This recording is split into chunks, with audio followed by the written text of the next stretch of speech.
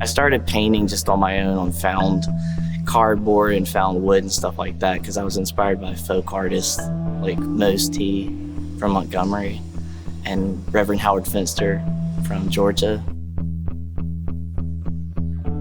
And I was privileged enough to visit Mose T in Montgomery in his house, and that's where he painted most of the time. He just had like cans of house paint all over his floor.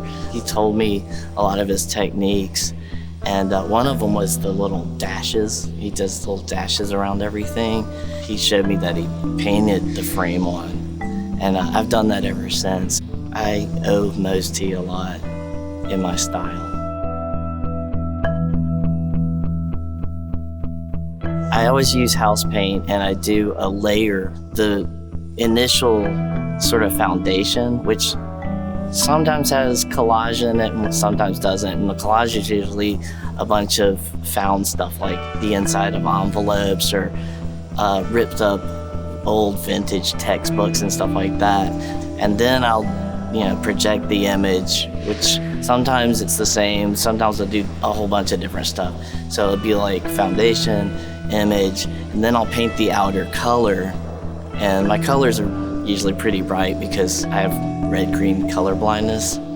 So, and every time it's with house paint. So I'll do the outer color with bright house paint, and then I'll do the dashes. Thank you, Mose T.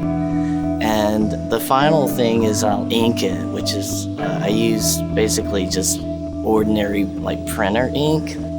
I think that's one thing that makes my style kind of pop, like literally pop, is the black lines are very bold and thick. Eventually people started calling my style folk pop. So I just decided to keep using that genre, if that's actually a genre.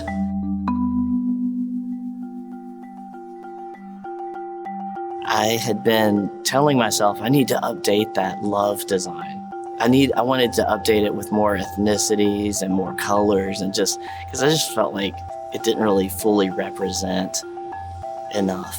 I decided to use Sesame Street colors based on the Muppets, and that in itself kind of made me realize that I had been taught cultural diversity at a young age, because you don't really think of Bert and Ernie or Cookie Monsters having like a particular race. And they asked me to do the mural at the Birmingham Museum of Art, and I was like, that was my first idea, because I just think it's a positive and powerful message. And if I was gonna do a mural that big, that's the message I would like to spread.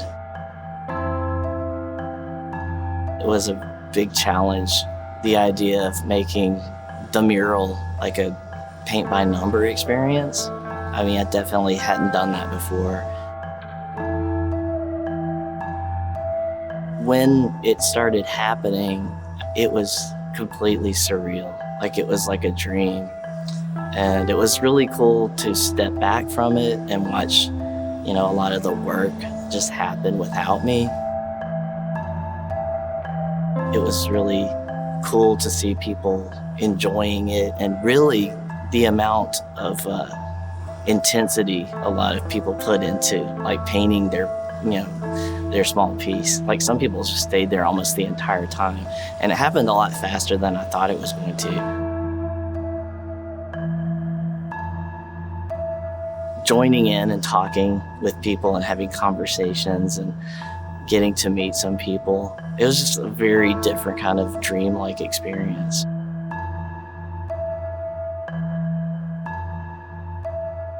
It's funny, it is perceived as political art, and it is, but a lot of times I just like to document situations, or show how I would convey a situation just in a single piece of art, or because not all of my art is political. Some of it's just sort of like it's a throwaway image, like I will paint the moon. That doesn't mean that I have a problem with the moon, or something like that. If I feel strongly enough about something, I will try to make an artistic statement about it. just really like coming from myself to get it off my chest. So that's kind of where the original idea for this came from. And I just feel like if you are an artist, sometimes it's your duty, to convey a situation or speak out about something, in a way that no one else can, in a way that only art can.